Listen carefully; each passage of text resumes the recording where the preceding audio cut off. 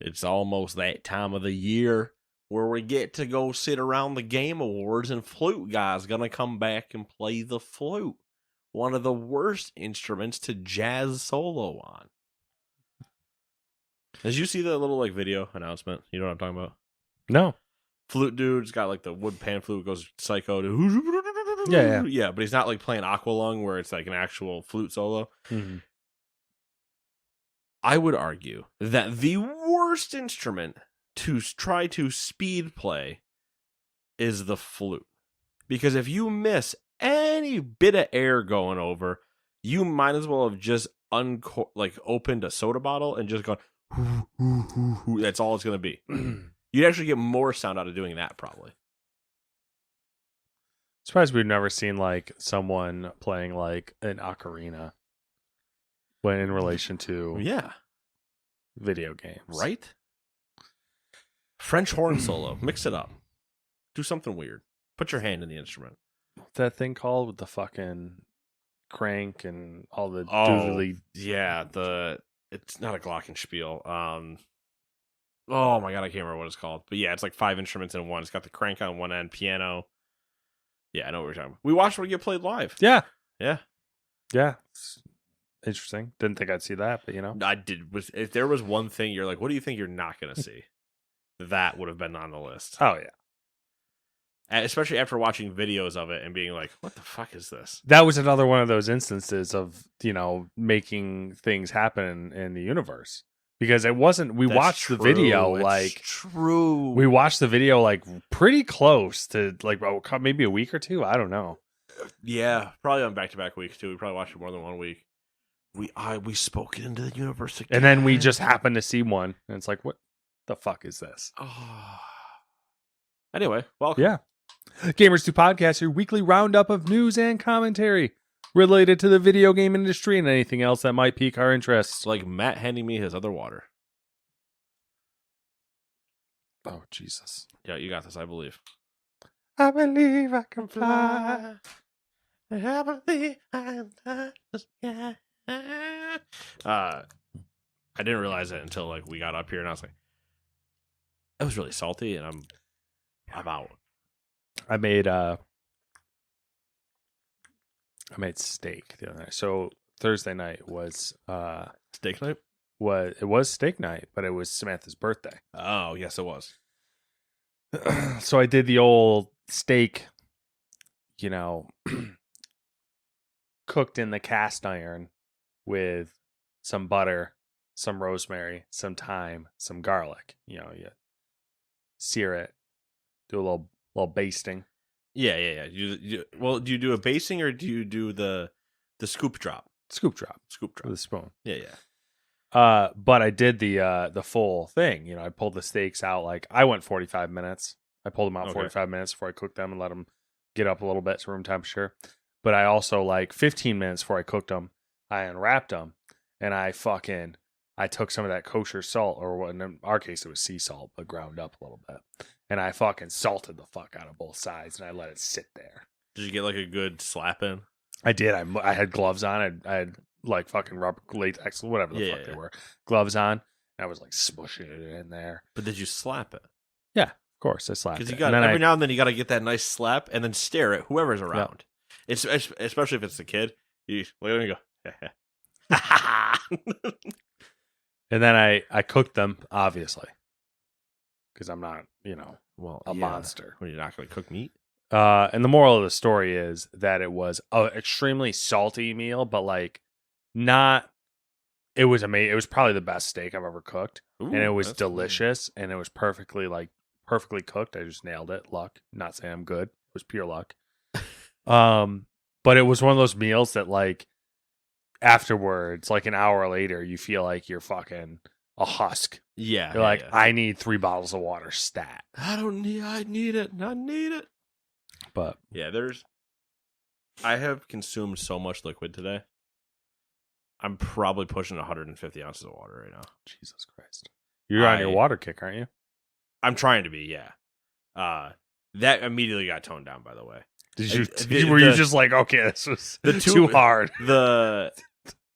So I had bought that water hydro flask. Yeah. Fuck this entire podcast, I guess. I had bought this. I'll tell you what, this is more exciting than anything we're probably going to talk about. Fair enough. I had bought this hydro flask that was a 40-ounce one. Now, initially, I was going to buy a 60-ounce one. Jesus Christ. It still blows my mind because I'm pretty sure my coffee mug, which is my coffee, whatever the fuck, I wouldn't call it a mug, but whatever the fuck it's called, thermos. Yeah. It's probably 26 ounces. And it's like pretty massive. Yeah. I feel like it's pretty massive. So it helps that I can't see the water inside. Yeah. But I was going to buy the 61. And then that became like too much of a thing of like trying to find like the top was still the same, but it was just like, okay, that's a little bit cumbersome to try to lug around or whatever. So I'll get the 40-ounce. And then my thing was, I had read somewhere that like 100 something ounces, I think, like low hundreds or maybe 100 of water a day was like your like almost ideal intake, which I'm assuming is like 8 cups or something like that, probably throughout the course of the day. Yeah. And I went, what if I did that all before 3? And so my normal routine is I wake up. If it's the weekend, I'll have breakfast. If it's work, ain't no fucking way I'm going straight to work because I don't wake up on time. I wake up and leave. I don't wake up. What am I do things before I get there? No, I hate the morning. So I get up. I get there. I have a good old Ghost powder. It's not a pre-workout. It's like more like an energy powder. I mix that with 20 ounces of water. Then after that 20 ounces, I take that's in a shaker bottle, 20-ounce shaker bottle. And then I pull out of my bag the 40-ounce hydro flask and I go fill that. And then I drink that. And then I'll fill it again and I'll drink it again. So for those keeping track at home, that is 100 right there. Now, here's what I don't do. The second 40-ounce anymore because I was pissing so much. Do you spend the rest of your day just peeing? It was so bad.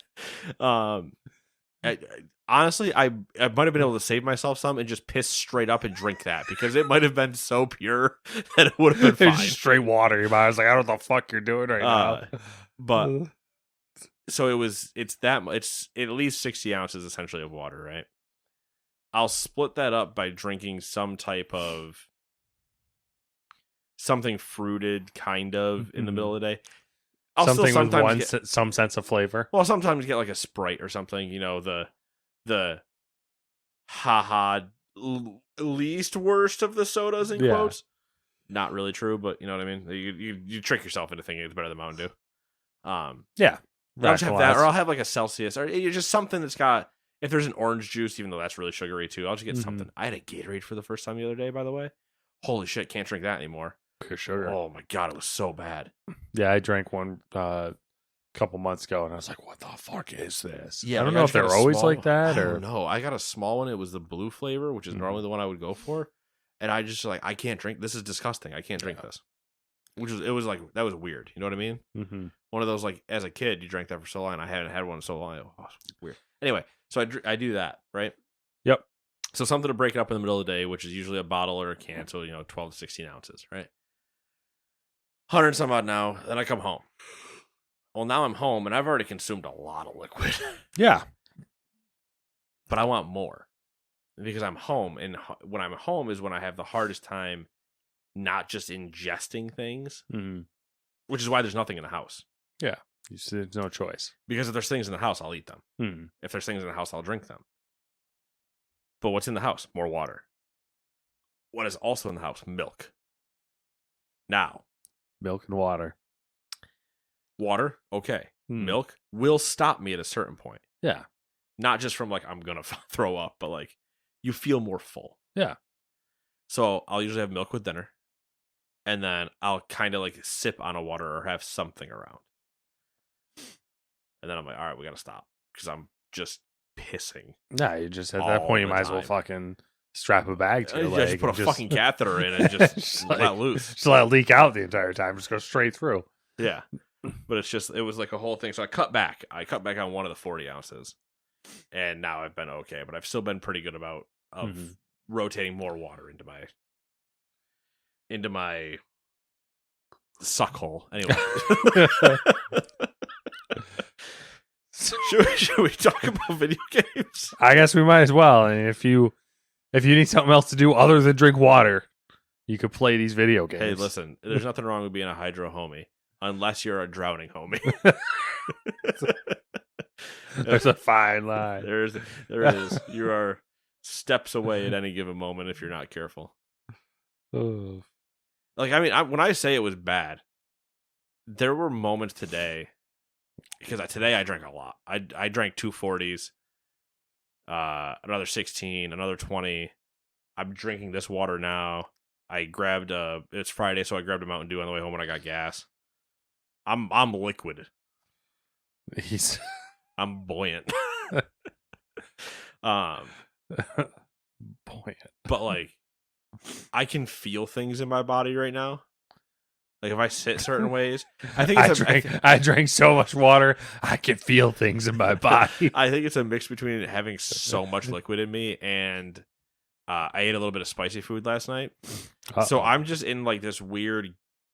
It's gas versus water, and they are fighting each other for space in my body. Yeah. So I've just been, farting constantly to try to clear space for the water, and then I've been pissing. So it's just it's an internal battle. I'll be empty eventually. You want to talk about new releases? Yeah, might as well. Let's talk about number 1, Calico Possum Edition for the PlayStation. Number 2, Dune Spice Wars for the Series X. Number 3, Last Train Home for the PC. Number 4, Roller Drome for the Xbox. Number 5, Gothic 2, the complete classic for the Switch. Number 6, Orton Was the Case for PC, PlayStation, Xbox, and Switch. Number 7, Biomutant for the Switch. Number 8, Gangs of Sherwood for the PC, PlayStation, and Xbox. Number 9, Hawked for the PC. Number 10, Pixel Cafe for the PC, PlayStation, Xbox, and Switch. Number 11, This Means Warp for PlayStation, Xbox, and the Switch. Number 12, Tintin Reporter, Cigars of the Pharaoh for PS4.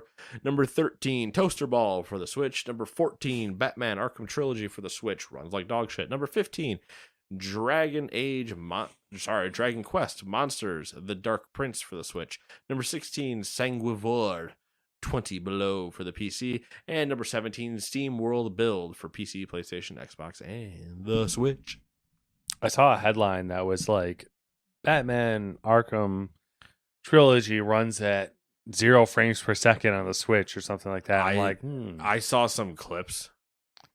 It was just like they were doing Arkham Knight, and they were in the Batmobile like tank kind of thing that you get in that one. They're just driving down the road. Yeah. And it would drive, it'd get about 5 feet and then reset 10 feet like 30 frames before where it was. And it was just jittery, stuttery. It was like, oh my goodness, it's unplayable. Which is not surprising. The Switch is terrible hardware. Yeah. In terms of like putting those types of games on it. If you have a Switch, just play Nintendo games, guys. Just don't do anything else. Yeah. If you want to play games like that, get a Steam Deck. Right. Or a PC. Yeah, or PC. PC Master Race. That's true. I don't know what a PC game is. Yeah, how's that going? Good? That's good. No it's complaints? Happy now. There were some complaints. We've sorted our differences, though, I believe. Okay. You beat the shit out of it until it started working. That's not what I said. I caressed it gently until it came over to my side and understood that if it ever crosses me again, it will put the lotion in the basket. I thought you were going to say something like, I will replace you with like a Threadripper or something. No, drop. The processor's not the problem. It's the graphics card. Classic battle. Sometimes I feel like they know. PCs? Yes. Like sometimes, especially graphics cards and the whole NVIDIA AMD thing, I feel like they know, like, oh, I can smell the green on you. You know, like, sure. There's that. And I they're also like, know I'm that gonna computers are sentient enough to the point that when I walk in the room, it will work. Woo. He's here, guys. It's whenever they do the whole, he's here. Flip the bits. Hey, I don't know what's going on, but my computer won't work. Something's wrong. Blah blah blah. Okay, I'll be down. I'll come take a look at it. It works. Yeah, that's really weird. It wasn't working before. I just stared at it. I gave it that look. It knew.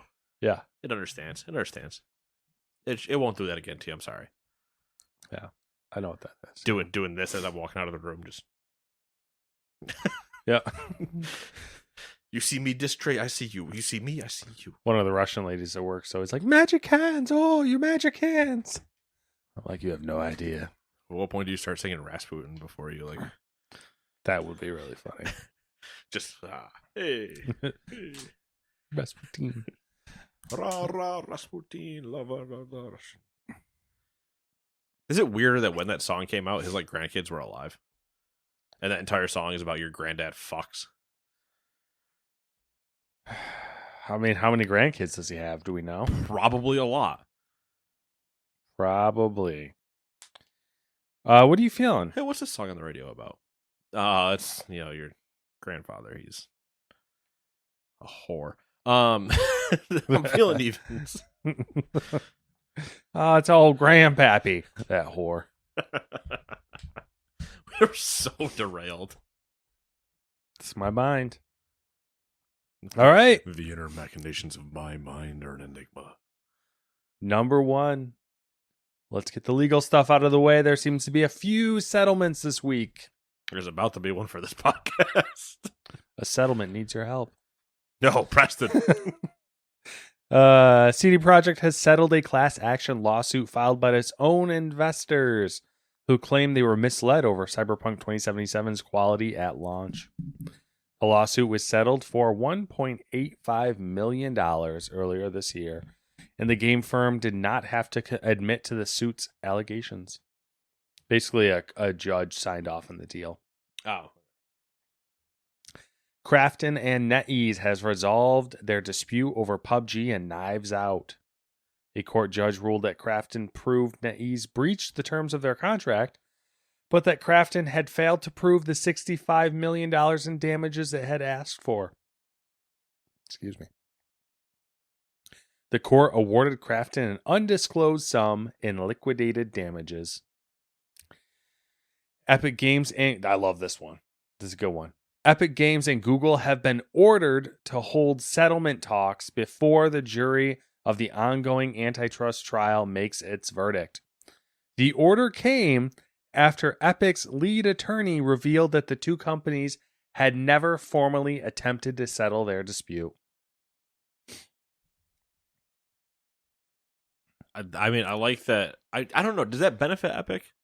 If their lead attorney just goes, No. Your Honor, they haven't even tried. It was more of a, we haven't really tried. And then the judge was like, wait a second. So what are you asking for? And then Epic's attorney responded with like 3 or 4 points. I can't remember the exact amount. But the last one was just ridiculous. It was like, we want an order, basically like a blanket statement saying that if Google tries to circumvent the ruling, that, they can't do that. And the judge was like, no, courts don't rule On nothing? Yeah, on nothing, basically. And he's like, and it was, some of the quotes were pretty funny, but that sums it up, is basically they were like, he's like, wait, you guys haven't even tried to figure this out? And they were like, no. And he's like, get the fuck out of here. Goodbye. Where was I? And finally, Take-Two Interactive and 2K Games are facing a class action lawsuit accusing the company of theft and unlawful business practices due to virtual currency being non-transferable between games and lost once servers for older titles are deactivated. Yep. It's not on this list, but that came up recently with Sony. Sony sent out a message, and I think it was to PlayStation people, because of purchases from, I think it was the PlayStation Store. It was like movies and TV shows. Sony basically sent out an email saying, hey, if you own some of these titles that are related to this Discovery Network, after this date, you're no longer going to have access to them. They're going to be removed from your account. Even if they were things you bought. Yeah. And there's a big thing with that, but. And it's like, okay, then I'll take my money back. Yeah. That's the thing. You'll refund me my cost price then if you're going to remove them. Mm-hmm. Anyway, a couple job movements to cover as well. Ew. Riot Games has announced that Mark Merrill has been named Chief Product Officer. The co-founder and past co-CEO will oversee the overall product strategy of gameplay, esports, and entertainment across the firm's titles. Merrill previously served as president of games at Riot. Cool beans. 2 Rockstar veterans have joined Dan Houser at his new studio, Absurd Ventures. Rockstar's former vice president of writing, Michael Unsworth, joined the team last month, ending more than 16 years at Rockstar. Unsworth co-wrote both Red Dead Redemption games and contributed to GTA 4, 5, and LA Noire. Which, as we all remember, the best thing about LA Noire is the VR when he's dancing in the mirror. As Matt and I both danced for no visual audience. According to the LinkedIn profile, he has taken on the role of head of story and creative management. Laszlo Jones, previously writer, director, and producer at Rockstar, and known to GTA fans as an in-game radio DJ, also joined the team back in June after almost 20 years at Rockstar. He has taken on the role of executive producer and also lists himself as the new founding member. As a founding member of the new company. So interesting. Poaching. Moves, poach. I mean, those are 2 massive names to take out of Rockstar. Yeah, that's There's also a lot of. There's also another quote from LA Noire that is one in the list of one of my favorites, but I will not say it on here. Got him. Because it's when Cole is doing an interrogation. Yeah. Do you know the one I'm talking about? I do. We're talking to Valdez? Yeah. No. It's so aggressive. Number 3, speaking of Absurd Ventures, Dan Houser's new studio that we just talked about, they've revealed its first 2 universes. I guess that's the thing now. We just reveal universes? Yep. American Caper and A Better Paradise. American Caper centers on 2 normal, badly damaged American families in a world of corrupt business, inept politics, and bungling crime. American Caper will debut as a graphic novel that is being illustrated by renowned comic book artist Simon Bisley. Okay. Don't know who that is, but nope. Sure. I don't know comic book artists, to be fair. So, A Better Paradise is an existential suspense thriller set in the near future. A 12-episode audio fiction series based on the A Better Paradise universe is currently in production. Absurd Ventures is partnering with Q Code Media to co-produce the audio series. I am curious about these. It's a different medium. It is. Sounds. I'm wondering if they are attempting well,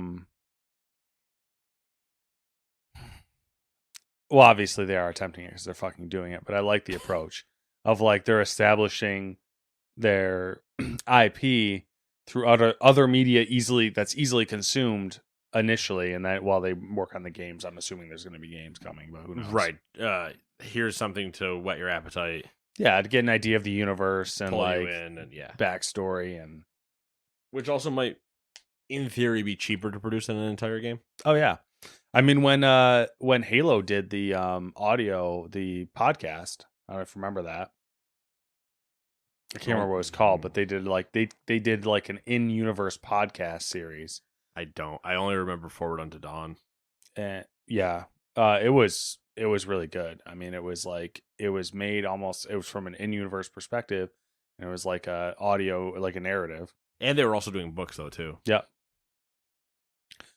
But curious to see. Fall of Reach. I'm interesting. I want to know the tea in this situation because that's a lot of heavy hitters that left Rockstar, and then they all it wasn't immediate because Dan Houser's been gone, I think, for a couple years now. Yes. Yeah. But all of a sudden, everyone jumps ship and joins the new thing. It's well, it's always in that same vein too, where you go, is it gonna work? Yeah. Even if everybody does jump, mm-hmm. do they get successful or does it crash? Yeah, because I mean they've all been working at Rockstar for so long. How do you go from? Can you imagine going from Rockstar, which is one of the more powerful you're large almost entities. guaranteed to make a banger every time. Yeah. Like then you arguably don't miss. Yeah. And then immediately going to something that probably amounts to like indie, so you're starting from scratch. Right. Immediately no longer having all the budget, the whatever. And which, I mean, granted, they could probably get all those things if they wanted to. And they might be talented enough to, do whatever, but it's just like... It's just a mindset of like, yeah, giant entity, start from scratch. And, well, I'm sure we'll talk about Rockstar a little bit later. Yeah, there'll be a quick little tidbit on that. Number 4, Xbox is working with unknown partners to open a mobile storefront to rival the App Store and Google Play. Speaking to Bloomberg, Xbox's Phil Spencer. Philly Spence, as the kids call him. Quote, "It's an important part of our strategy and something we are actively working on today, not only alone, but talking to other partners who'd also like to see more choice for how they can monetize on the phone to make sure that Xbox is not only relevant today, but for the next 10, 20, or more years. We're going to have to be strong across many screens," end quote. As for when the store will launch, Spencer clarified that he didn't think it was multiple years away and instead would be sooner than that, which for the record still could be in a couple years. Yeah, do you want to... I have a guess for who the partner is. I'm going to go with Epic. Do you have a guess? Samsung. That one makes more sense. And Samsung already has a store. And they're already working with them with and they're on the TVs. Mm-hmm. So yours also makes sense because it's the most like lucrative one with also trying to fuck Apple over. Yeah. So that's and Google. Yeah. So that makes sense. What if we're both right? What if we spoke into existence again? Oh fuck! I want $1 million. Yeah, I was gonna say we really got to start making that work for us. All right, number 5. Bandai Namco has invested in 2 US-based startups, FlickPlay and Code Charm. You can't say that. I just did. FlickPlay is based in California and provides a service that enables users to purchase digital toys that can be used in minigames and augmented reality. Flicking the bean. Anyways. Flick it, bop it. Twist it. Twist it. Grab his dick and twist it. The old dick twist. Where was I? I totally forgot. Code Charm is a software developer based in Texas whose products include the cloud-based Bandai Namco's O21 fund, which launched in 2022 as a way for the Japanese firm to invest in startups within the games industry. Stop. Go back. Did I miss a... You skipped it. I took the whole sentence. Code Charm. Code Charm is a software developer based in Texas whose products include the cloud-based... How did I do that? I don't know. Whose products include the cloud-based collaboration art platform Magma Studio. The investment is part of Bandai Namco's O21 fund, which launched in 2022 as a way for the Japanese firm to invest in startups within the games industry. Last month, Bandai Namco invested in the anti-toxicity platform GGWP, which uses AI-based technology for online content moderation. Yeah, I got so confused. Yeah, I don't know how I did that. I was like... The dick twist twisted my mind. I was like, cloud-based collaboration, Namco's O21 fund. I was like, that doesn't make any fucking sense at all. It didn't, but I was like, maybe whatever. Maybe I'm not paying attention, which I wasn't, clearly. What is Bandai Namco up to? You know what I mean? They're up to things. I don't know.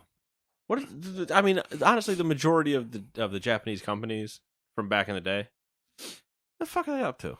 Well, Bandai Namco does a shit ton of anime stuff. I know that. Yeah, but Sega, like they're doing things. Sega's still doing things. Yeah. Dreamcast kind of like that, but they're all. I'm pretty sure Bandai Atari's Namco trying to do things again. Bandai Namco has ties with like Gundam and Gunpla and stuff, so like that, yeah. They make a lot of money from that. Yeah, when you have a model sell for $4,000 and one kidney, it's gonna do that to you. Those people, man, are fucking crazy. Number 6. ReedPop is investigating the potential sale of its gamer network business. The UK-based operation includes GamesIndustry.biz, Eurogamer, Rock Paper Shotgun, VG247, and Dicebreaker. The business also holds shares in Outside Xbox, Digital Foundry, and Hookshot. Not included in the sale are UK-based Events EGX or MCM, or the digital brand Popverse. That'd be a big one. There's a lot of sites in there that are pretty well used. Yeah, I think we talked about this a couple months ago. Maybe it was sooner or more recently, but there's kind of like that bubble bursting a little bit on like video game news sites and video game media, and like pop culture media sites. That we did, I think, mention it because I can't remember if it was a magazine shutting down or something, but it was what do you do? Yeah. It's kind of like if you're not writing for Forbes or Bloomberg, like one of the massive newspaper type things that has a gaming / tech kind of column in it. What are you going to do? I don't know. I think become YouTubers?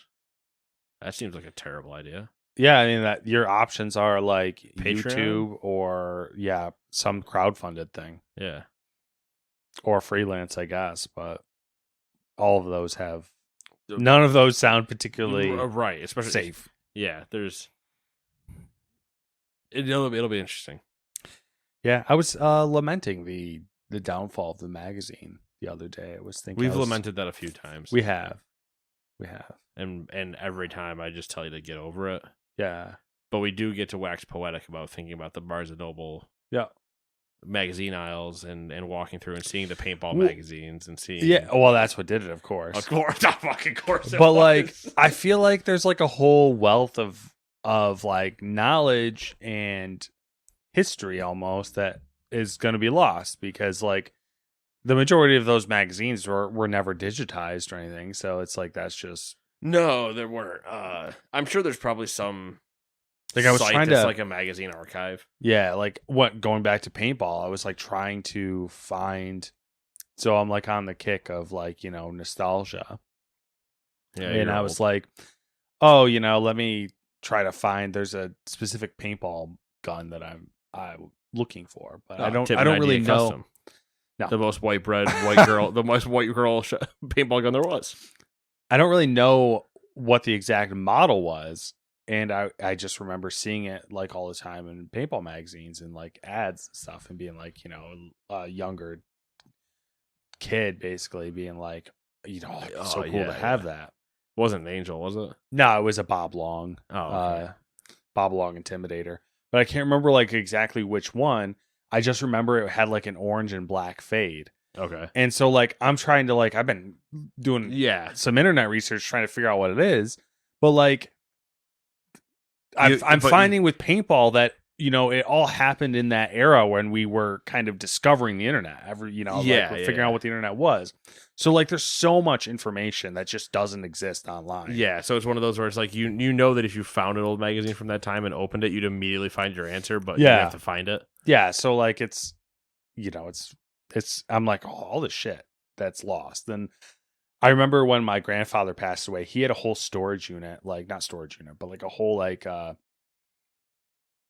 it was a storage room essentially that was literally floor to ceilings of like magazines. Like there were shelving units in there, and it was all of his like magazines that he had through the years, and they were all bundled together in an order. And we didn't know what to do with them, and they were all like, like whatever, like Model Railroad was one of them. Oh, of course, yeah, like, all these like there's another one you ain't finding shit. Yep. And we didn't know what to do with them, so we just tossed them, because they're like garbage at the time. And that's that's the other problem. Look, too, what would I ever do with these? Even if you do find them, it's like, what do you do? Even if you still had them, what do you do? Yeah, I know, right? Do you make an entire room now that's just magazines? Like, what do you do? I don't even know. But I kind of regret it. Sit there and upload try to image scan them and upload them all to Google Drive. Like, I don't know. I don't know. But we tossed them like, wow, now I'm thinking back. I'm like, there's such a waste. Like, just for the fact of like the knowledge gone. So Yeah. what if like there's none of those exist at some point and that's just like gone. Yeah, I mean, Then you got to rediscover. Which there is some of that joy you can kind of have about the rediscovery, but there is still that also moment where like you'll be at the soda fountain and you'll just hear that one old timer be like, "Yeah, you know, I used to have this train thing." You're like, "Ain't no fucking way he knows exactly what I'm looking for." Yeah. Have you ever heard of blah blah blah blah blah? Oh yeah. And then you did this, and you're like, "Who are you?" I've been looking for this for years. It's like when we walked to the state fair. Yeah.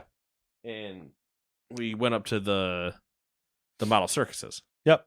We're talking to the guys and they're like, "Oh yeah, we buy." And you're just like, "How the fuck did you find anything that you bought?" Yeah. You don't know how to by looking at you do not know how to use the internet. Hmm. So where do you go? Are there even model shops around here? And they had full working. Mind you, these people, this is for a circus, right? So there's not anywhere near as much moving parts as like a model train. Mm-hmm. Or frankly a paintball gun. But these guys had full models of Ferris wheels, roller coasters, tilt-a-whirls, scramblers, all moving parts. And some of them with like custom LED signs in them. Yeah. And it's like, okay, so you either custom built all of that, ordered a kit and built it, which according to the one guy that did talk to us for a little bit, was like, some of them are kit, some of them are custom built. Like you can see that like it's like card stock that's been cut to make it, look a certain way and yada yada. I'm like, you guys are fucking insane. Yeah, it's wild. But also, you kind of look at it and you go, what kid today is going to go in there and go, I know my hobby for the next 45 years. Yeah, I am the greatest model circus builder this side of the Mississippi. It is kind of like, which is still the greatest title ever, by the way.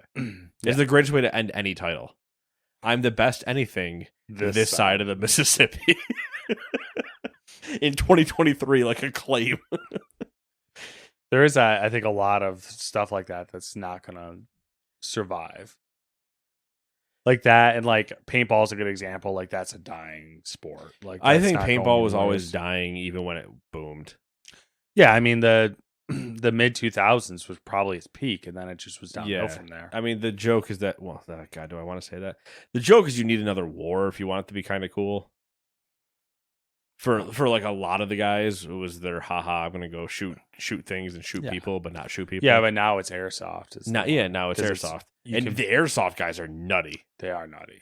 Those guys that have like the single shot snipers that are in full ghillie suits sitting just with people meeting you away.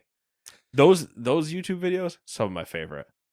Guys that are sitting in ghillie suits from me to you away and just going, boop. Yeah. And they're like, where the fuck? How did you get so close? That and like, you need a lot of disposable income to do stuff like. Right. And that was, could you imagine still buying, not even just like the gun, but like paint again and CO2 tank refills? Yeah. I mean, I don't know what you were buying for balls, but like we were doing bucket of balls, the cheap Busby's for like $30 a bin. I mean, we would do, if we were, generally we'd go to tournaments, so it'd be, you'd buy a case, which was, I think the going rate when I was doing tournaments was like, $65 for a case. But it also depended on what you were buying. Like what I mean, quality. Most of them you had to buy their tournament paint. Right. And it was like $65 usually. But I mean, you're still down to what'd you carry on you at a time? 3-4 pods? 4 usually for me. 4 pods plus full hopper. But I was a snake player. I was front. The back guys would carry 8 pods. Yeah, but I mean, either way, you're still burning. Assume 75 to 100 count pot. I mean, you're going through 1,000 balls around a match. Yeah, which is half a case. Individually. Mm-hmm.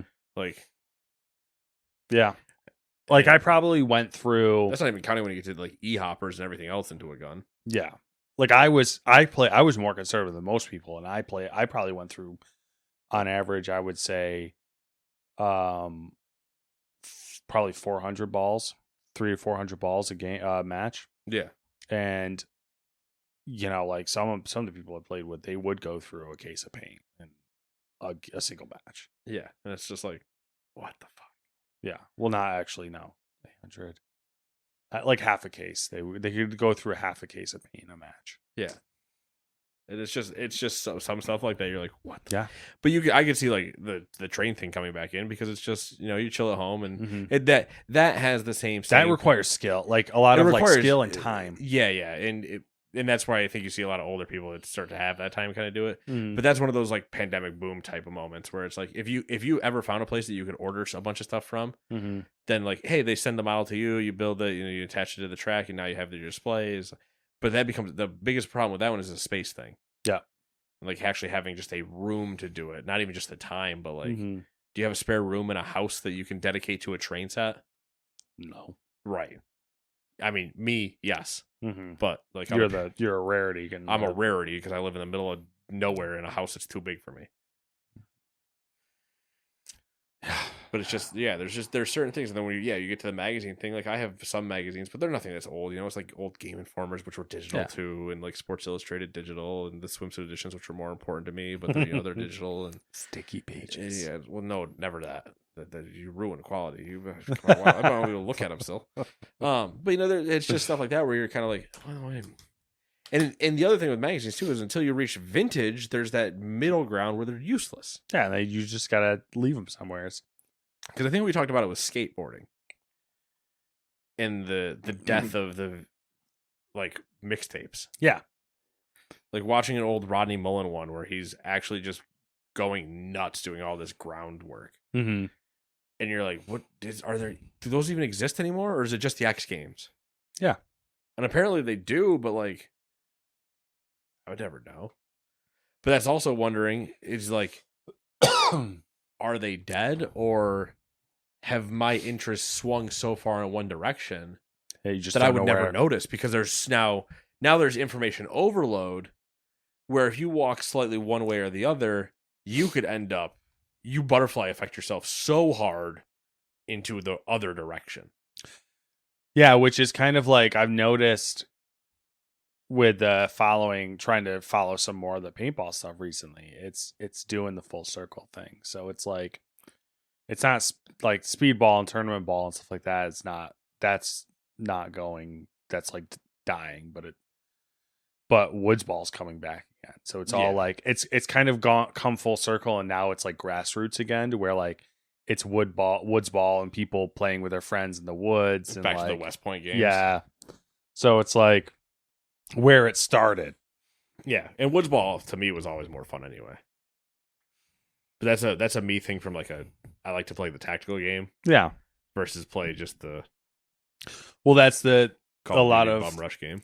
The conversation, the theory is like people are like, well, it's kind of makes sense because of, paintball is expensive and it's only gotten more expensive, and it's not we're not in a financial boom, so pump is coming back. Yeah, mag fed's a thing now, like woods ball where you're more tactical and you shoot less paint. Like, yeah, it'd be very interesting to see somebody 3D print a paintball gun. I was wondering about that. I haven't looked into it. I'm sure people have tried it, but you 3D print a hopper easy. Yeah. Yeah, I mean, you could do it, I bet. I don't know. Your question is what pneumatic load could it handle? Yeah, it would be wildly inefficient, but you could probably make it super, because you could thread a barrel and everything. Like a printed threaded barrel. You could probably do like a poppet style. So like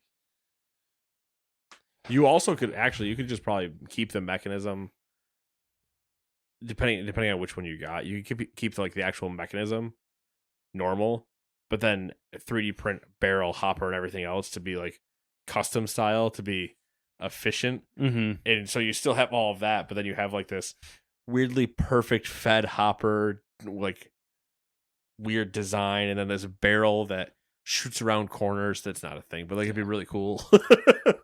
You just have a right angle barrel. Well, I don't know if you remember, speaking of Tippmann Model 98s. Do you remember the flatline system? Yeah, I remember the flatline system. You know that barrel was just curved, and that's how the flatline system worked. Yeah, basically it was a barrel that made like a little S shape, not S shape, but like a riser, like a Z bend in it. Yeah, and they like claimed that it would put backspin on the ball. Yeah, I still miss the because you being a speedballer, we're talking about the podcast. You being a speedballer, I know for a fact that you played with your CO2 tank on your hip. Not all the time. I mean, no, you play with it on the gun. Yeah, I played with it on the gun too. I was always on the gun. But the guys that had the remote, the remote, and they carried their canisters to just flip canisters if they needed to by just undo and redo. Yeah, and then they would there were those guys, and then they're in the Woods Ball style. They were the sick people that had the throat walkies. Oh yeah, and so they're just you're playing VIP and Mr. President in the middle of the woods. It's just like, what is happening? Oh, crazy times. All right, back to games. Number 7. Riot Games has revealed its intentions to open a home of esports with a new facility in the EMEA, which stands for Europe, Middle East, and Africa region. The Riot Games Arena will be located in Aldershof, Berlin. Don't know what the fuck that is. Obviously, it's in Berlin, but it will serve as a facility that will provide both in-person viewing and broadcasting of professional competition. Riot Games Arena will host the League of Legends EMEA Championship, Valorant Champions Tour EMEA, and other competitive events as well. Is this a thing? Is there arenas in other areas, or is this the first one of its? I'm assuming there's probably arenas in like Asia. Yes, there are. Like, well, there's the League of Legends, or what is it? The League of Legends Park or the Esports Park or whatever that's in Korea that everybody always references, and that's the one where you see that they have they're not gladiator style, but kind of a little bit where they have like a Coliseum? I can't remember what they call it. I want to call it like the League Park, but I can't remember what the name of it is in Korea. But in China, yes. In Korea, yes. In some of the European ones, they also do. But then there's like the Riot one that's in LA is built for hosting esports events, but it's not like a regular arena where you can kind of do more things. You know, you can't really put in. I guess in theory you could put in other games, but it's not like an esports arena. It is a League or Valorant or whatever like arena. It is not just a like a stadium or a like an event center. Like if the On Center just had a esports room, yeah, which would actually be kind of baller. That would be. Like, oh, did you have a high school team that wants to compete? We're going to run a Halo tournament over this weekend. Like, that would be pretty cool, but they would have to have a whole room with screens and network, you know, like a whole setup. Yeah. The way the League Park works, I wish I could remember what the hell it was called. League Park works in Korea is they have tunnels like into the middle of the like typical stadium seating, so you know there's like a cutout where you can kind of like walk out of a locker room type thing. But then they have a circular pit. LOL Park. Okay. Like a circular pit as the combat area, I guess.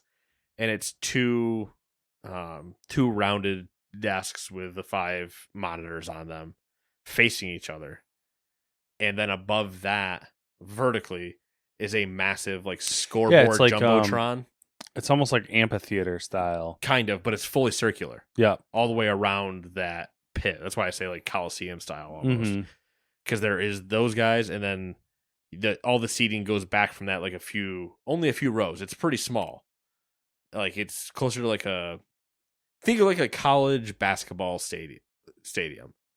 Not Syracuse, because they play in a fucking football dome, but like Cameron Indoor, which is Duke. You have the basketball court and then small seating, and everything feels really close and compact. And it's like 8 rows deep. Yeah. 1, 2, 3, 4, 5, 6, 7 or 8 sections.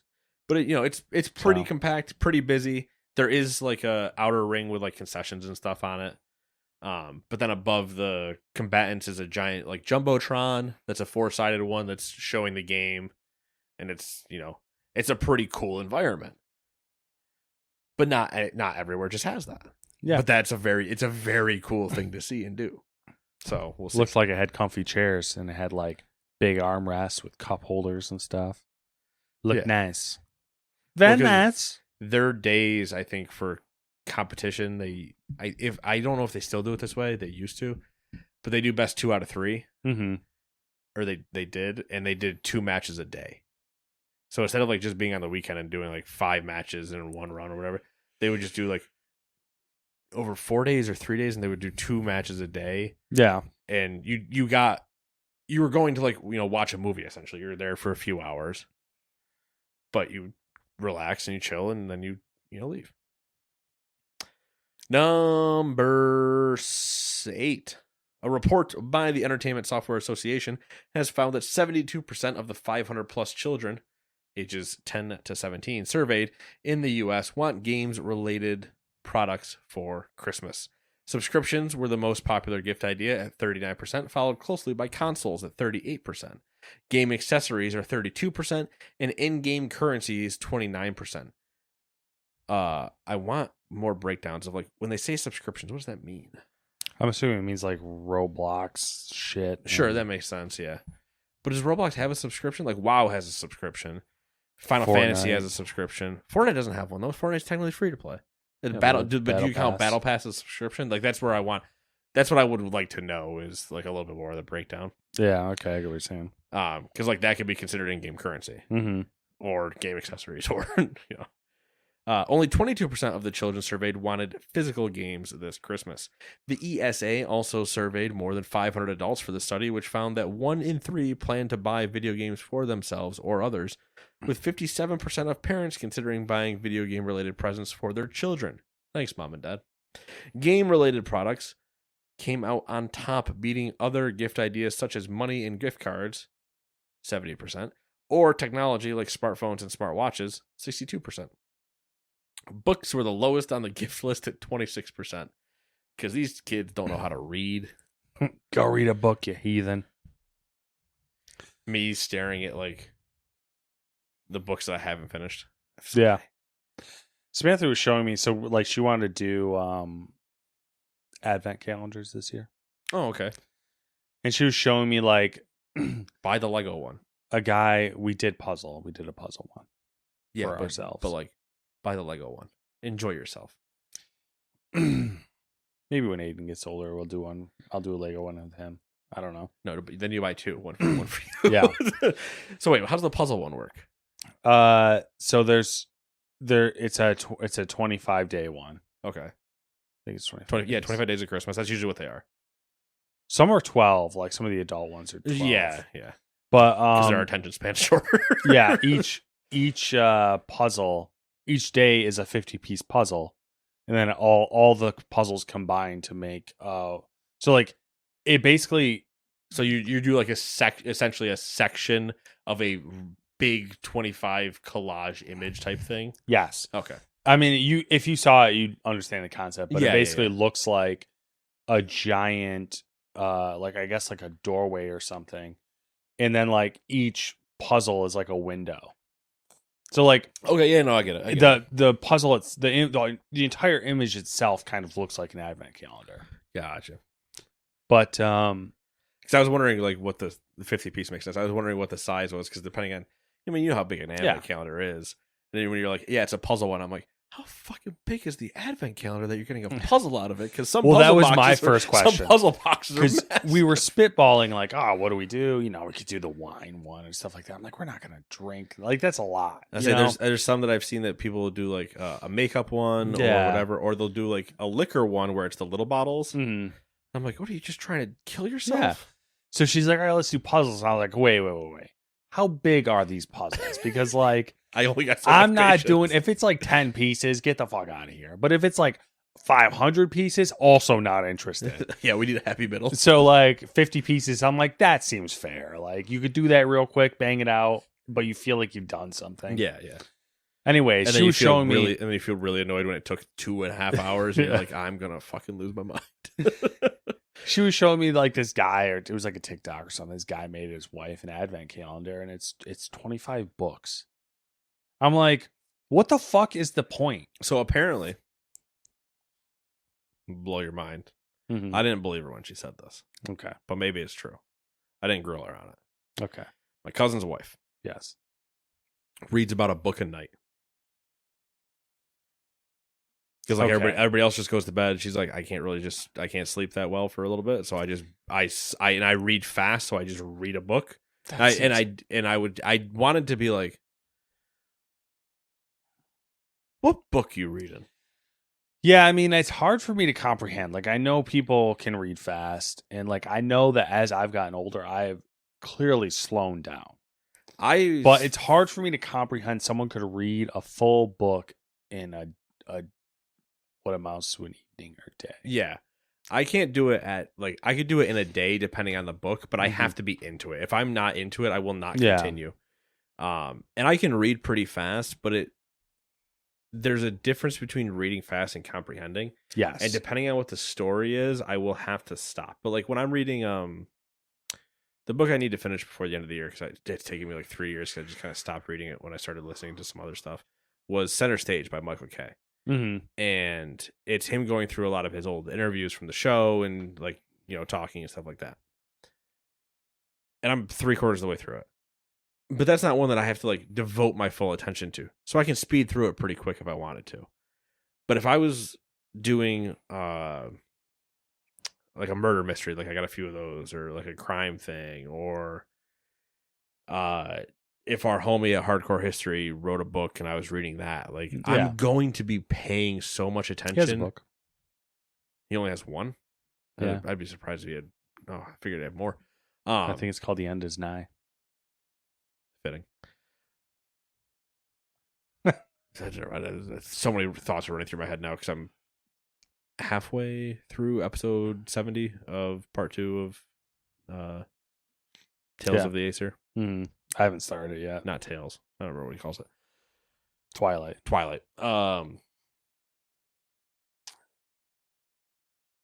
But like those ones that are a lot more detail oriented, if I can zombie read.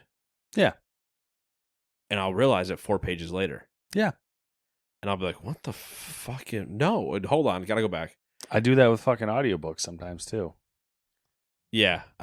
If I let my ADHD brain take over, I'll just keep going through the process while I'm like, yeah, so what should I get for dinner tonight? If I do that tonight. Hold on, wait a second. I'm 4 pages further than where I just was. What the hell has happened? Who is this person that just got killed? I'm like, flip back. It's the same thing when you're driving. You're like, how the fuck did I get here? Like, there have been so many times where like I know that I've been awake the entire time and I'm fully like I'm not on my phone or anything like that. But I get to like work and I'm like, I don't remember going down this going down a specific road. I'm just blanked on it. I'm like, Jesus took the wheel. but I'm like, I know that I consciously was there. Yeah. But my memory is just blanked of it. Yeah. I'm like, I cannot put myself driving on that road today. Mm-hmm. But then there's other things where I can be like, I know exactly where I was standing when blah, blah, blah, blah, blah happened. Mm-hmm. Yeah. Like there are times I can put myself in your living room playing Lego Star Wars Skywalker Saga, and Aiden kicking up a storm by my feet and Sam yelling at us. Like I can put myself exactly there. Yeah. The brain, man. But then I was like, hey, do you remember when you stopped for gas on the way home today? I'm like, nope, absolutely not. The brain's amazing. It's weird. It is weird. All right, let's continue on, I guess. Number 9. Vanity Fair revealed new info about the Fallout TV series. The main character is Lucy, a vault dweller who has to venture into the dangerous world above on a rescue mission. Lucy is described as doe-eyed and naive given her sheltered vault upbringing. The Vanity Fair article also hints that the class divide between the relatively privileged vault dwellers and the folks living on the surface will be a major theme of the show. The show's other major characters are Maximus, a young Brotherhood of Steel squire, and the Ghoul, played by none other than Walter Goggins. In the Fallout games, ghouls are an entire class of NPCs, but it seems like Goggins' character will be the Ghoul among ghouls, one of the longest living and most famous of the bunch. Vault Boy will also be a presence in the show. It seems the series will provide an in-universe origin story for the mascot. It has also been confirmed that Bethesda advised heavily on the show, to the point Todd Howard says the series' plot and characters can be considered canon alongside the games, I should say. And the good news is trailers coming out tomorrow. So is it tomorrow? I believe it's tomorrow. So I will wait and see it then because there's a bunch of trailers on the way. That trailer, GTA trailer, which we'll talk about in a second. Mm-hmm. The Boys trailer is on the way. I heard also that there is another Boys spinoff coming. There's talk about that, yes. Yeah, the Mexican one. Yeah. But you know what that means, Matt? It is time. Rumor Roundup. Are you ready? Ubisoft has announced a Beyond Good and Evil 20th Anniversary Edition is coming next year, even though the anniversary is this year, and Beyond Good and Evil 2, don't talk about it. Yeah. Sony is considering... And I've decided, going forward, any Ubisoft news is going in the rumor section. That's true, because it's about as much as it should be. Speaking of that, Skull and Bones is now rumored to launch on February 16th, 2024. That's exactly what it is, rumor. Sony is considering a chiplet design for the PlayStation 6, which AMD already uses for its other products. Naturally, Sony is also considering current game development buzzwords like ray tracing and reconstruction and path tracing and I don't yeah, some other bullshit. Time Splitter Studio Free Radical Design might be shut down before Christmas via a leaked email. And if you're me, you're still wondering why they are not in VR. The Division Heartland is rumored to be launching in early 2024. Hey, Ubisoft, the fuck you doing? You just gonna launch everything in early 2024? That seems weird. It's finally done. That's something they would fucking do, though. They would, yeah. You know why they would do it? They would exactly the same reason you and I are both gonna say at the same exact time. Financial year endings that they can't push into 24 fiscal. They release 3 games in February, right before March 1st. Yeah. Don't worry, guys, we got it. Every fucking stockholder just staring at them like, what the fuck are you doing? Jeff Grubb has heard that there will be a lot of new IP and cool stuff from third parties at the Game Awards. Great rumor, Jeff. Appreciate you.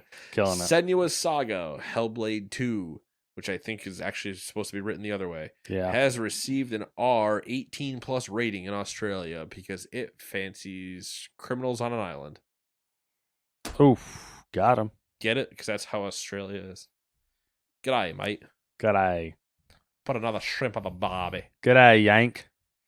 All right, now for the short things, like my penis. Nintendo Live 2024 will be held. Modify the document to make sure it says like Matt's penis. Exactly. There you go. Nintendo Live 2024 will be held in Tokyo from January 20th to the 21st. I wanted that so badly. I don't know why. I just wanted that to be like Nintendo Live 2024 will be held in 2023. I'll do it. Apple has unveiled its best apps and games of 2023 with MiHoYo's Honkai Star Rail. Come on, put a little bit more anime on that. MiHo Honkai. I can't do it. That was just like, that was worse. Winning iPhone Game of the Year. There was some other stuff too, but the other interesting one was Lies of P was named Mac Game of the Year. How many things do you think are possible to win Mac Game of the Year? Not much. Also, I will say this because I forgot to talk about it at some point. Remember that other game that was the Netflix game that was something whatever? It was a mobile game that won the award that I said I'll try because it looked like it was a reverse city builder. Yeah. I downloaded it, and for the first time I launched it, it said log into your Netflix account, and I went, I'm going to uninstall you now. Oh yeah, I forgot about that part. Yeah. Yeah. Okay. I immediately uninstalled it. I was like, well, never mind. Ugh. Well, I'm not trying it. I can't believe I still pay for Netflix. I'm such a fucking idiot. So, Sega has shared the Sonic Superstars didn't meet sales expectations following the game's launch. Who would have thunk it? That's kind of sad because I think that was actually one of the ones that should have met their sale. Well, I guess depending on what their expectations were. Yeah. I feel like Sega gives me vibes that they have like delusions of grandeur. Oh, where they Ubisoft. where they think everything's going to perform way better than it actually will. Well, because I think they're still on the Sonic is totally Mario level. Yeah. It's a Funhouse skit and a half. Trust me, guys. He's as big as Mario. And everybody's like, what the fuck are you talking? No, he's not. Also Sega related, following the shutdown of online FPS Hyenas, Creative Assembly will refocus on developing real-time strategy titles. Good. The studio behind Silent Hill Ascension has denied that it is using artificial intelligence to write dialogue for the game. I love that you have to deny that because that means your dialogue probably wasn't written that well. Yeah, there were some examples. It was pretty awful. Unity will lay off 265 employees, this time centered around the staff it brought in when it acquired elements of Weta, the VFX studio behind the Lord of the Rings, the one that Peter Jackson created. Yeah, I'm happy that we bought things to then just kill people. Don't understand the point of that. Exactly. PlayOn, a subsidiary of Embracer Group, has announced that Fish Labs Studio will see around 50 job cuts. I don't know what that is, but I'm sorry that you're losing your jobs. True. This one's interesting. NCSoft and Sony Interactive have entered a partnership that will involve collaboration in various business fields, including mobile. What does that even mean? They don't know. Well, of course, it's just provocative. It gets the people going. That's basically it. They announced the collaboration, and then they were like, yeah, we're looking into what we're going to do. That's just like, I like the cut of your jib. We should do some work together. That's literally... I was going to say that's me at the bar. Yeah. I'm collaborating with this female. We do not know what we are going to do. That might be her beating me later. I don't know. Might just never collaborate at all. That's how this is going to go. What's your plan? Don't have one. I'm going to sit here. Pretty accurate. I'm going to sit here and wait to see what happens. Rockstar has announced that the first GTA 6 trailer will drop on Tuesday, December 5th at 9 a.m. Eastern Time. Based on the image, it looks like a Miami setting. And there's 3 birds, which means 3 playable characters. And there's 4 palm trees, so 4 playable areas. Dark to light, tone grading. What does it mean, Matt? I don't know. No, that's what you're going to read for the next week until Tuesday happens. Yes, that was what I was going to say. Is it's hilarious because like you're saying that sarcastically, but you just summed up the entire week's worth of news. You're welcome. Steam VR games can now be streamed wirelessly to MetaQuest 2, MetaQuest 3, and the MetaQuest Pro devices, thanks to the Steam Link app, now available via the MetaQuest store. Remember the Steam Link? I do remember. I still have mine. I saw it the other day. It's in my drawer right there. I was cleaning out the office and I randomly saw it at the bottom of a box. And I was like, Steam Link. I was moving stuff around and I went, hey, I know what you are. That's a thing. I remember you. Homeworld 3 got a slight delay from Q4 2022 to the first half of 2023. Matt, I got bad news. What? Read that again.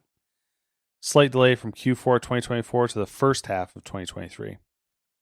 First half of 2024. You'll get there eventually. You have way more faith than you should. Hey, I said eventually. I did not say how long eventually is. You could be dead, but the last thing you read is that 2023 to 2024. Wait a second. Yeah. That would be if I'm next to you on your deathbed and you pull a wait a second, the podcast doc from blah blah blah isn't right, and I'd be like, I've been saying that for years, you fucking idiot. Like I'm gonna lose it that this is what we're talking about. Remnant 2 and 1 were shadow dropped onto Xbox Game Pass. That was huge, dude. And PC Game Pass, I believe, too. Rise of the Tomb Raider and Far Cry 6 will be added to Game Pass in December. One of those is good. Inflection Games has revealed that a server stress test for its debut project, the shared world survival crafting game, Nightingale, will take place on February 22nd, 2024. I don't even know what that is. Nightingale? Yep. You would if you saw it. No, you wouldn't. Nightingale is... I know more games than you, and I don't recognize that at all. You're going to know. The only reason why I know what this game is because it is... Inflection Games was started by ex-BioWare devs. Oh. So were 85 other studios, Matt. I know. That doesn't help them any. No, don't stand out anymore. I'm not saying it helps them. I'm just saying that's the only reason why I remember it. Yeah, I know, but that's why I'm saying it. That's why it doesn't help me remember them, because there's so many of them. Nightingale was the one where there was like the random fucking steampunk people running through fucking portals and shit. Okay, that I remember. There you go. That makes more sense. CD Projekt Red has confirmed during their earnings call that their entire... This is not actually true, but 60% of their development staff is working on The Witcher 4, with the remaining 40% transitioning to. Yeah, so, they've moved off of Phantom Liberty from Cyberpunk. So that's it. PC players can now claim a free copy of Assassin's Creed Syndicate via Ubisoft Connect through December 6th. Not as bad as people let on. What's that, Syndicate? Not great, but not bad. And remember, it's the old combat method, because it's the first one. It's the one before Origins. Mm-hmm. So. But you play as Evie and Jacob Fry in London. I think I remember people... That was the game, I think, where like initially people were turned off, but over time people's opinions have come around. And yeah, like, actually, and it was because it was also at like the real down bad of Assassin's Creed. Yeah, we were burned. Everybody was burned out. Their creative juices were gone. They were still trying to like tag onto these weird storylines, and it was just like, the fuck are we doing, man? Yeah, stop. This one's kind of good news. Jeff Keighley said on a live stream that the Game Awards is dropping its world premiere branding and that it's beefing up stage security. Well, one of those is more important than the other. Beefing up stage security is pretty good. But that being said, I hope there's still some type of banner. I know the world premiere thing was like memeing and kind of like whatever. Cringy. But it's what I always hate with watching some like Xbox ones where I like Xbox exclusive, whatever. Like what tell me, because don't show something. I don't know. I like Xbox's new way of doing it, where they just have a tag on the screen. Yeah, perfect. That's fine. Yeah, when you hit me with the end and you say Game Pass, PC Game Pass, and Series XS, and they're like, and if you put exclusive somewhere in there, perfect. That's all I need. Just flash it and be done. I don't know the exact quote, but he said basically that like we're dropping the world premiere, world exclusive branding, and we're just gonna focus on great gaming content. That's what he said. He used that as in quotation. Yeah, which is always a weird. Whatever he talks is weird, but it's just like it. Just put it there still. So what I would suspect is either there'll be nothing, or there'll be a little tag like Xbox. Yeah, you just don't have to have the world premiere. Just hit it with the end of each trailer scene with like the loading screen that says name, logos, move on. Yeah. That's all you need. You just need enough to give us the info thing so that way we don't all get to the end of the awards and go, what's that coming out on? Can I play that? Because that's the problem with not telling people. Mm-hmm. Is everybody goes, oh, I was so excited about that, but then it's only on blah. Turns out that was actually a fucking mobile game. Oh, God, that realization hits real bad sometimes. Yeah. Why does that trailer look so good? What do you mean it's for Clash of Clans? Anyway, it's been 7 days. What have you been up to, if we haven't already talked about it? Yeah, I mean, outside of what we haven't talked about, not a whole lot. Making progress on building up the sim shit. Yeah, so I got part of it done. Yep. Monitor mount is assembled. The rig itself, for the wheelbase and everything, is sitting. The pieces are all laid out on my office floor, and that's I'll probably put together this weekend. And then it's I gotta purchase a seat. I need to purchase I need to figure out what I'm doing for monitors, which I think Just I settled. Just go to like the scrapyard and just rip a seat out of a car. I thought about that. And then take a half a car home as well. That's what a lot of people recommend doing because it's a lot cheaper. Like it's Yeah. like, you can get a seat for $50, but And if you can find a good one, it'll feel real. yeah, having gone to, I think the only real like pick and pull whatever, The one that was on fire. yeah, Vince is there. I've seen the cars that have been there last time I was there, and like the state they were in, and then the fact that like you kind of you can't just grab like whatever seat you come across. It's got to have like the brackets have to somewhat work. I've thought about it a lot, and I'm like, I don't know, maybe I just buy a seat, like go with what most people do, like an NRG Prisma or whatever. Yeah, because there is a tipping point where it's just it's worth my time, like.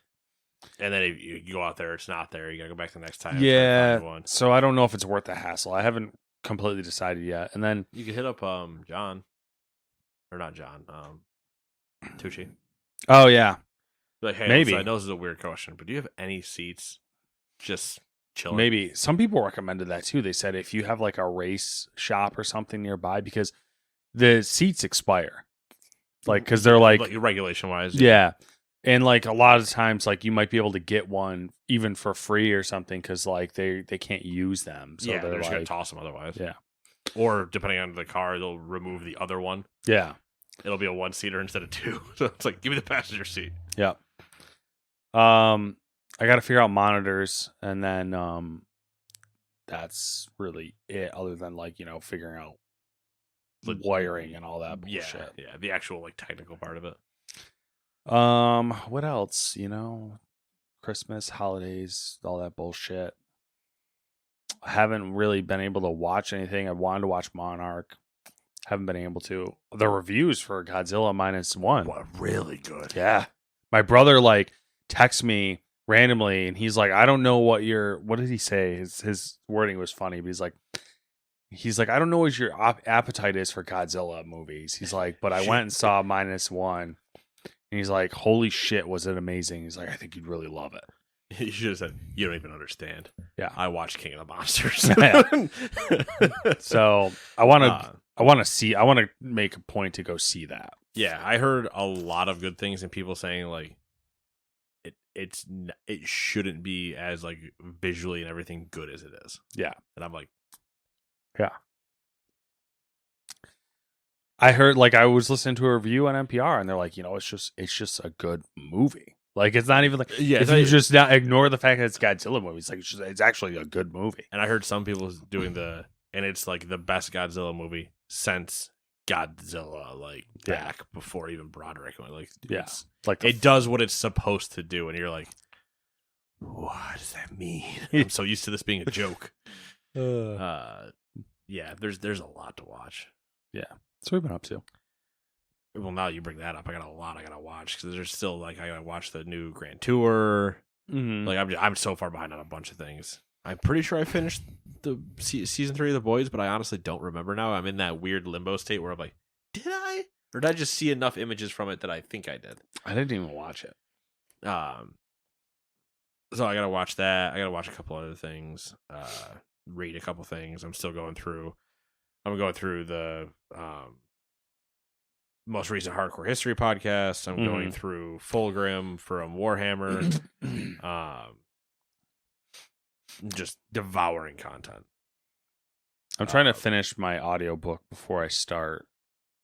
I interrupted my audiobook to get this out of the way because I have more audiobooks to keep reading right afterwards. Yeah. And I know that it'll be about another 6 months before Dan puts anything else out, so I got time. Well, that was I was like, his podcasts are so long that I had less time left on my audiobook than the podcast was long. Yeah. Like I had like 5 hours left. I was in the flip. I had more time left on my book than his podcast. So, but yeah, so it's that. It's playing WoW, playing Alan Wake. I'm further in Alan Wake now. Got more to play this weekend. One of the YouTubers I watch, he's a tech YouTuber, not a game YouTuber. He said that Alan Wake 2 is his game of the year. I can see it. I mean, I've enjoyed it so far, so it could be in the running for me. But man, Spider-Man was so fucking good. And I didn't play Baldur's Gate, but Baldur's Gate I know is also stupid. Like, Yeah. there are so many good games this year. Yeah. Between that and the comment, like the Jeff Grubb comment we talked about, but other people being like, I've heard there's a lot of stuff that's going to be shown at the Game Awards. I feel like it's one of those nature is healing things. It's one of those years. Yeah. A day that will live in infamy. Yeah. Wait, is it next Thursday? It's the 2 days after GTA, right? Because GTA was It the is 5th a or the day. 6th. It's the 5th. It is a day that will live in infamy. Yeah. Yeah, Thursday, next Thursday. If Jeff opens with that line, I'm gonna lose my shit. Welcome to the Game Awards, a day that will live in. I'd be like, holy shit, we're bringing it back. You know what I hope is that that will be the moment as you'll see like a bunch of fucking Japanese people running on stage and being like, Pearl Harbor #2. Imagine if they announced the new Battlefield. Like he says that in the Battlefield. The new A whale Battlefield. blows in. I'll never forgive the Japanese. No. That is, I put the curse on the Japanese. I'm thinking back to that Mike Tyson episode. It's so weird. But yeah, so we got to figure out watching that too. Yeah. Gotta watch it. I'll just do what we normally do, probably. Yeah. Party at Matt's house. Party at my house. The baby will be like fucking nuts, though. I'm just throwing that out there.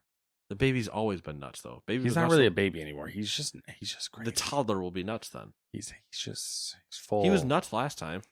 Yeah, but now he's like, I know he's bigger. He's more mobile. Yeah. He's bigger. He can talk more. He's just yeah, but are you kidding me? Dewey will love that. I'd just be like, Chase me. Can you imagine him dealing with Dewey at this point? Like, has he seen him recently? I don't know. Probably Just not since last year. large, tatted man with. Funnily enough, he warmed up to Dewey quicker than he warmed up to you. No, that's what I mean. Which is weird. Like, that like, haha, happy, go, Yeah. of having the energy that Dewey does. Mm-hmm. Yeah, of course he warmed up to Dewey more than he warmed up to me, or faster than he warmed up to me. Of course he did. What kind of question? Well, I'm just saying, like, Dewey's not scary. He's a big cuddly teddy traditionally, bear. people would probably be like, "Whoa, that's I don't think Dewey gives off hard guy energy. No, he though. doesn't. But That's the like, thing. He gives off big cuddly energy. yeah. He's just a tattooed bear. But visually, if you saw him, Yeah. Even then, he still looks cuddly. yeah, When he's sure. really bald is when you actually get it though. Mm-hmm. When he's got the full rat on and he's Yeah. not wearing a hat, then you're like, Yeah. okay, You're like, what's up with this guy? yeah. Like if he was just walking around in a beater constantly, you'd be like, That's a teddy bear. no, I'm not going near that. But because he's wearing like the hoodie and the chill and he's got the pose down, you're like, nah, come on, man, you chill, you hold me. Anything exciting happening in WoW? Same shit. Yeah. We're only 3 weeks in. I'm doing the dangerous move of joining public discords Mm-hmm. to see if I can Fishing. find people to like do keys with when some Mhm. people aren't around. And I told Buck, I go, yeah, I'm joining a couple public discourse to see if I can find people, and he just went, oh no. And I was like, but what if I find some? He's like, I know what I said, and I'm like, what does that mean? The albatross flies again. Because he's raiding with somebody, Tree's raiding with somebody. And actually, I can show you this after. Tree sent me some logs, and he just said, I'm in pain. And I went, how bad? And then I looked at it, and I went, oh, Pain. a lot of pain. So, yeah. I killed the raid. I killed the raid week 1, though, so Yeah. that's whatever. Unless It you was decide easy. to. Unless I decide to try to do more, but I don't know that I want to. Maybe I'll try to do heroic if I find like a group that's just already got it on kind of farm and I just kind of vibe. But man, maybe I don't know. What? Probably not. I don't even really plan on doing it on heroic. So yeah, is what it is. Got to rebuild my other computer here. Yeah. So I want to test some stuff and play with some things, and I needed a second PC to really do it, so I don't bog down the first one. Interesting. Just like virtual shit, and I don't want Mhm. to take space off of my current drive to do virtual machines on. It's like, Oh, no, yeah. I'll just build up another machine and do it on there. I have the resources, so it's like, why not? But yeah, that's that. Nice. Fun stuff. I got nothing. Cool. Nathan, in 7 days we shall talk again. It'll be post Game Awards, so be ready, because there are going to be a lot. It's going to be post Game Awards, post GTA, post whatever the fuck else comes out. That's going to be an intense week. It's going to be a week. Toodaloo!